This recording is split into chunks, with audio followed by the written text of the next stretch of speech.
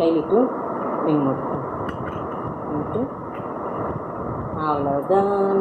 எப்படி சூப்பரா அடுத்து இன்னும் என் கையில் கொண்டு கை இப்படி இருக்கு. இங்கே சுற்று சுற்றுக்கோ.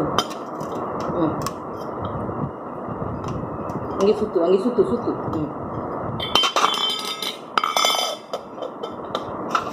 இரு